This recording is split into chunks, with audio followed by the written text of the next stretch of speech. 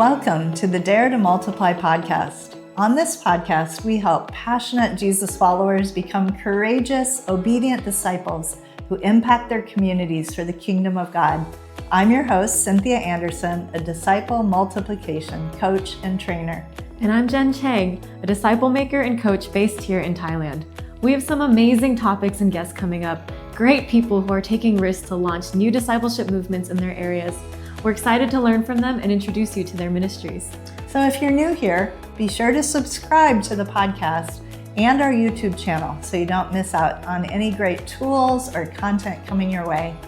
And I also want to mention we've just introduced a new community and exclusive access channels for those who want to explore further or dive deeper into our disciple-making content. Check that out at multipliersmindset.com/DTM membership. I've taught my people how to make disciples, but they just aren't doing it. I've taught them how to share the gospel, but nobody in our church, nobody in our small group seems willing to get involved in doing this. What do I do? These are common questions I hear from a lot of people who are wanting to multiply disciples, but they're stuck. And the people that they're trying to train just don't seem to have that enthusiasm, that passion, or the confidence to go out and start making disciples. Well, that's what we're going to talk about today on the podcast, and I'll be back with that in just a minute. Are you busy but not seeing the fruit you long for? Dissatisfied with your present level of impact on those around you? Or frustrated with traditional methods of discipleship that don't seem to be effective? If so, the Getting Started in Disciple Making Movements course may be just what you need. Inside the Getting Started program, you'll get access to a step-by-step proven approach to making and multiplying disciples. Not only will you receive 25 short and practical video teachings spread out over 6 modules, but you'll have a chance to connect with others for group coaching via our monthly Zoom calls. And even more importantly, you'll become part of a global community of like-minded people from all over the world who are passionately committed to following Jesus and impacting others around them. If you want to get unstuck and begin moving forward as a disciple who makes disciples, I encourage you to go to courses.dmmsfrontiermissions.com and sign up for this powerful program today. And now to today's episode. All right, so we want to talk today, and it's just me today. We'll be doing a few of these, or it'll be just me or just Jen, but we've got lots of exciting things coming up to look forward to. Our husbands are going to be on the show, and we'll be talking about couples working together. It's going to be exciting. I'm really excited, especially to have my husband, Todd, on the show, which is a very rare event. So you can look forward to Todd and I doing one together very soon. But today we're talking about how to build confident and competent and passionate disciple makers. How do you develop that in the people that you are mentoring, the people who are in your small group, the people who are in your discovery group? A lot of people, in fact, just the other day, I was talking about this with some people in the Americas cohort that we're running. We're running a cohort of our Getting Started in Disciple Making Movements course, specifically for the Americas and Europe. And one of the things that came up was there was a lady who said, I have people in my group, but no matter what I do, there's this one lady who just doesn't seem to want to share with anyone, and I can't figure out what to do. I don't know how to help her. And so we had a bit of a dialogue about that. How do we help people who seem so passive or inactive? Well, one of the things that I have noticed as I've been working with disciple making over many years is that sometimes, not always, sometimes it is just a genuine lack of burden or passion. But a lot of times, the problem is that they don't feel equipped. They don't feel confident. They've got the head knowledge, but they can't translate that head knowledge into practice. And so there's 4 things that I want to talk about today, and we'll just keep this a pretty brief episode this time, but 4 things I want to talk about that are missing elements in our knowledge-based training classes on evangelism and discipleship or disciple making, 4 missing elements in these classes or the way that we go about training people that I feel like make a big, big difference in whether or not you get people to actually implement what you've trained them on and to get excited about doing it. So let me name them for you, and then we'll dive a little bit deeper into each one. But the first one is we fail to practice skills that we're teaching people about. Whether it's teaching about evangelism or whether it's teaching about praying for the sick or whatever it is, we fail to create space for practicing doing those skills or putting it into practice till they gain further confidence. Hey, I could do this in the field. And that leads to the second one, which is modeling. We don't model for people in a real context what it looks like to do it. We don't have that aspect of mentoring in the field or training in a real situation. And that hinders people from feeling confident to do this. The third one is we fail to have goal setting for application. We tend to let people off the hook about this. We may mention, it'd be great if you would share this with someone often. And again, I was just talking about this with a group of our alumni from the Americas. One of the reasons we don't see multiplication is because we get tired of asking them, who are you going to share this with? And we don't hold them or even ourselves accountable to be sharing with others what we are learning. And so there's no goal setting with, for the application or for the sharing. And we don't give time for that goal setting to happen as we're doing that teaching or training on a particular aspect of disciple making. And then the fourth one is there's a lack of a reporting cycle, lack of accountability and follow-up coaching taking place as we're doing that teaching or that training. I want to look at Jesus and how he trained his disciples, first of all. Phil Moore has a great book out called The Hidden Manifesto of Jesus, which is all about how Jesus wouldn't give us this important command to go and make disciples and not tell us or show us how to do that. And in fact, when he gave that command to his disciples, he had already modeled for them, how do you go about making disciples of all nations? What's that look like? He had shown them a model to follow for how to get this job done in Luke chapter 9 and chapter 10. And as we look at Jesus and his brilliant method of training disciples to multiply, we do see a model that we can follow. And I just want to look at it briefly. In Luke chapter 9, when Jesus first sends out the 12, it says, when Jesus had called the 12 together, he gave them power and authority to drive out all demons and to cure diseases, and he sent them out to proclaim the kingdom of God and to heal the sick. Right? So Jesus sends them out to cast out demons, to proclaim the kingdom of God, and to heal those that are sick. Now, they have been with him for a while. They've been watching him do this. They've been alongside him as he did it. And now he's saying, now I want you to go. So Jesus gave them a chance to watch. And then he gave them a chance. Now he's giving them a chance to go out in the field and to practice this. And he said, I want you to try it. You've watched me. You've been with me. I've modeled for you. Now I want you to go out there and I want you to do that. And then after they come back, it says in verse 17 of Luke chapter 9, it says, whoops, I skipped over. Sorry. It's in verse 10. When the apostles returned, they reported to Jesus what they had done. I think that's a really important verse. Luke 9, verse 10.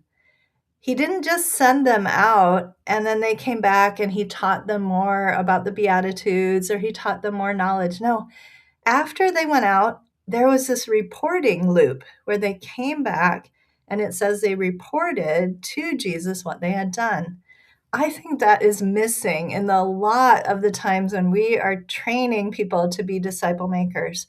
Or maybe we're training people to do evangelism or to start small groups or to share their faith, their story with others, or maybe we're training them to start spiritual conversations.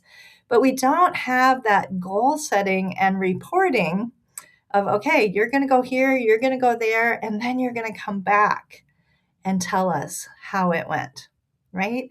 And so without that loop of accountability, and then Jesus goes on and he teaches them some more. And then what does he do in Luke 10? He sends them out with others as well. And so now the 12 have gone out once. They kind of know what they're doing. They don't a lot know what they're doing. They're definitely not experts. But whatever they know, they're one step ahead of the others, and now they go out in pairs again, and he sends them out again. And it says that they went out 2 by 2, and he told them again that they should go. And when you enter a house, first say, peace to this house. So he's giving them a model. And if someone who promotes peace is there, your peace will rest on them. If not, it will return to you. And he gives them this model, and he tells them what to do. And then again, we see in verse 17, Luke 10:17, the 72 returned with joy and reported. They said, the Lord, even the demons submit to us in your name. So they're coming back. They're reporting what God has done through them to Jesus. And now he's giving them a little bit of instruction. It's follow-up coaching. Like, okay, that's great, but he tells them, okay, don't rejoice in that. Rejoice that your names are written in the book of life, right? So we see this model that Jesus has where he first models to them. He takes them with him to watch, to learn. They're helping him. They're serving him as he's doing the work of the kingdom. And then he sends them out into the field, and they come back and they report. And I believe that this is a model that we need to use as we're training disciples. But because we're so content focused, we want to communicate the content. I can't tell you how many times I've had, pages of notes that I wanted to teach to someone or to a classroom, and I couldn't get through my notes. And in fact, I had to cut my notes way back because if I wanted them to actually be able to practice those skills, that was going to take time. And so I had to really decide to teach a lot less and include time for practice, and even include time to go out with them and do those skills. An example of that is when we go somewhere and we're doing on-site training. Maybe we're talking about prayer walking.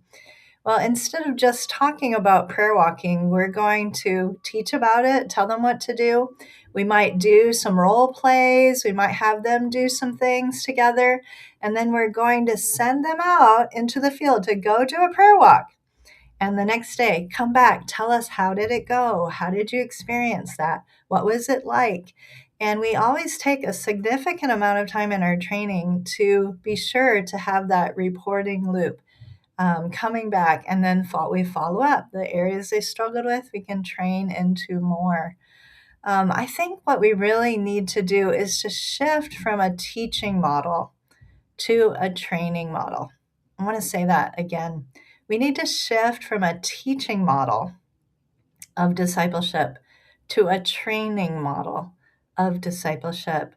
It's much more like an apprenticeship, right? It's much more like training someone in a skill. For example, if you were going to train to be a carpenter, a master carpenter, or a cabinet builder, or even if you were going to train in a medical field, such as becoming a doctor or somebody who does ultrasounds, you're going to have some classroom time. You're going to have some content that you need to learn.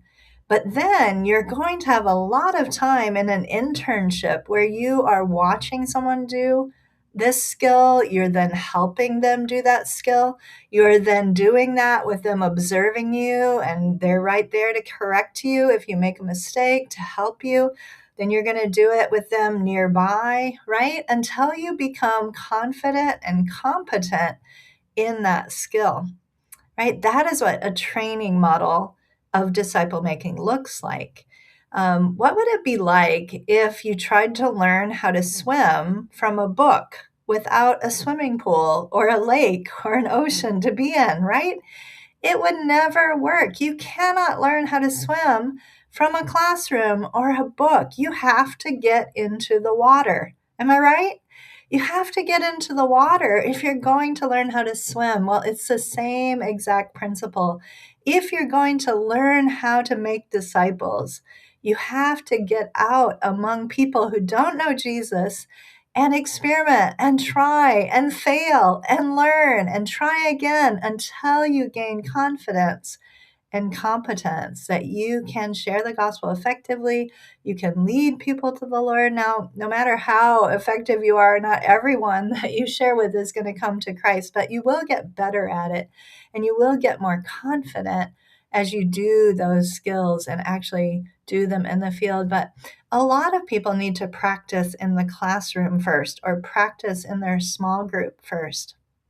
And that's why, for example, when we teach people how to share their 3-minute testimony, their 3-minute story before I knew Jesus, how I met Jesus, what my life was like after, we first have them write it out in that class, right? And then they're going to practice it in pairs. And then we have them practice it again with someone else until they've practiced it 4 or 5 times. They're gaining confidence. And then we give an assignment. Okay, now you go out and share that with at least 2 people before you come back tomorrow. Sometimes people get stuck and they're really struggling. I remember a time there was a woman in a Southeast Asian nation, and she really, really wanted to reach Muslims. But she was so intimidated with, how do I get started? How do I share the gospel with someone who's from a Muslim background? And so I said, why don't we just go to a mall and let's go find some Muslims to talk to? And let me show you how it's really not as difficult. You're making it so much harder than it is. And so we did. We went into a mall and we started talking to people, and we had some wonderful conversations, God conversations with Muslims that were there. And we were able to pray for people, just to bless them, to share our story, to share God's story.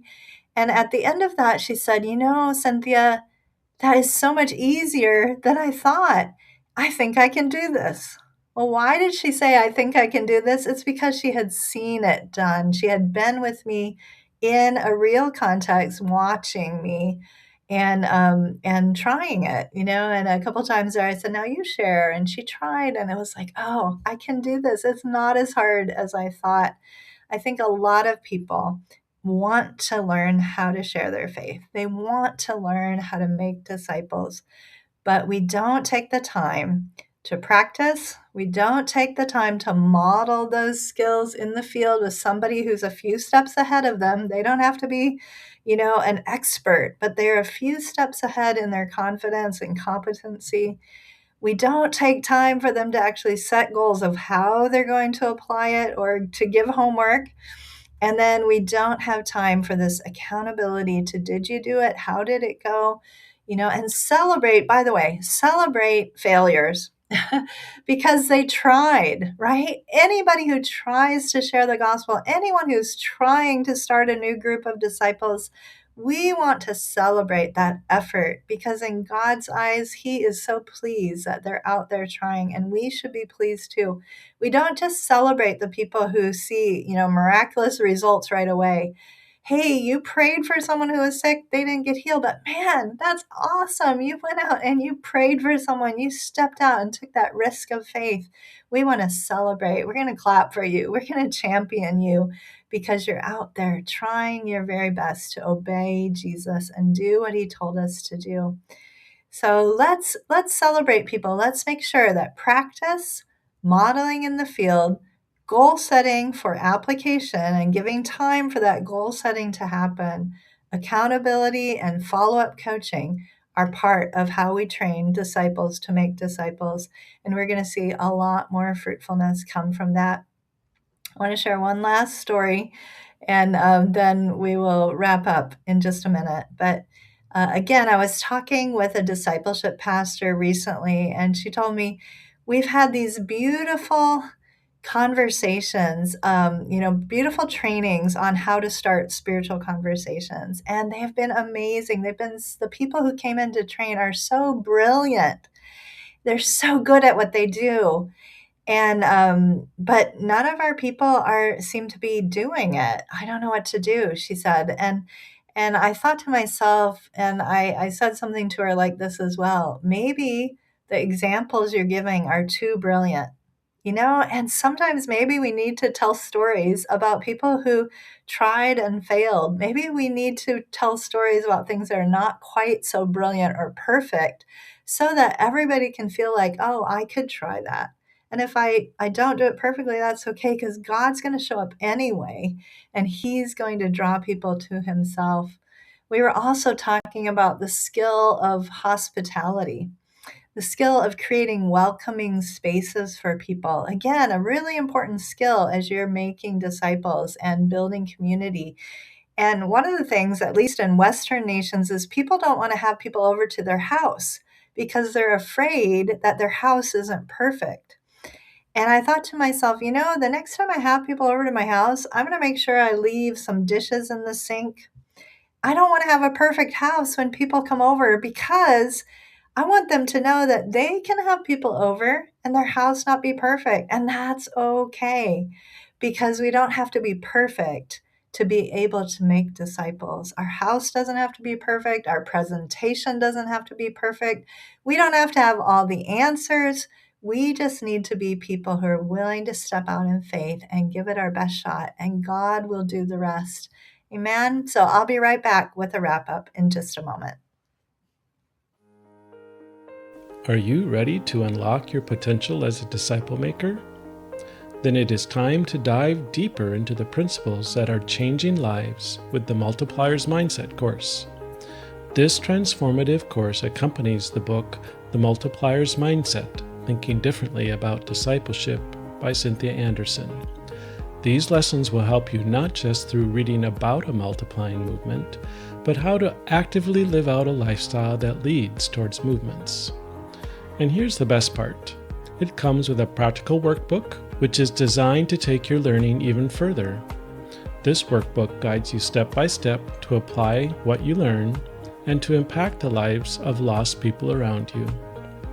With easy-to-follow steps, uplifting lessons, and timeless truths from the book, this course equips you to make disciples and to start groups that multiply. Visit multipliersmindset.com to step further into the work God is calling you to do. Let's multiply together. All right. So once again, quick review of those key steps, the key missing elements in how we train disciples. We talked about Jesus and how he did it in Luke 9 and 10. I encourage you to go back and study that. Read it once more. How did Jesus do this effectively? How can we learn from his model? And then I talked about the 4 things. Make sure you have time to practice, whether it's in a DBS, practicing the story or repeating the passage enough. Make sure people gain confidence and competency by practicing things.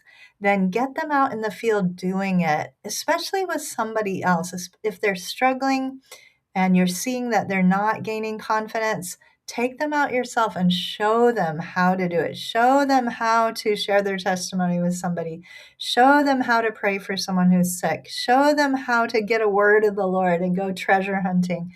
Get them out in the field and do it with them in a real context or situation. The third was goal setting for application. Make sure you're giving time as you teach to set specific goals that are measurable, that you can come back and evaluate. Did they put it into practice? Did they do it or not? And then celebrate attempts. So you've got to have that accountability and follow up, and then coaching into how it went as people report back. So those are things that I would leave you with if you want to develop disciples who are confident and competent and passionate. You know what? The more confident and competent we are, the more passionate we are, because we start to see things happen. And so you want people to be motivated and excited.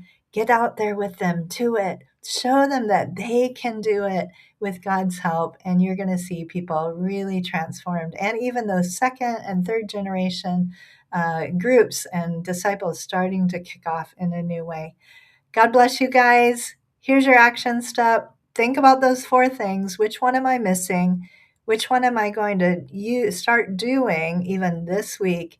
And I would love to hear in the comments what stood out to you. Please be sure to share this podcast with others who might need to hear this, who might benefit from it. We always appreciate when people share about the Dare to Multiply podcast with others. God bless you guys. Have a wonderful week making and multiplying disciples. That's all we've got for this episode of Dare to Multiply. One thing that would really help both us and other people who might like to listen in is for you to rate and review the podcast, if you haven't done that yet, on iTunes, Spotify, or wherever you listen. I'd also love to connect with you on Instagram, LinkedIn, or Twitter. Feel free to message me with any topics, questions you'd like addressed, or guests you'd like me to interview. Until next week then, please remember, no matter how ordinary you feel, God's dreams for us are always bigger than we can imagine. Let's dare to trust Him for a greater harvest.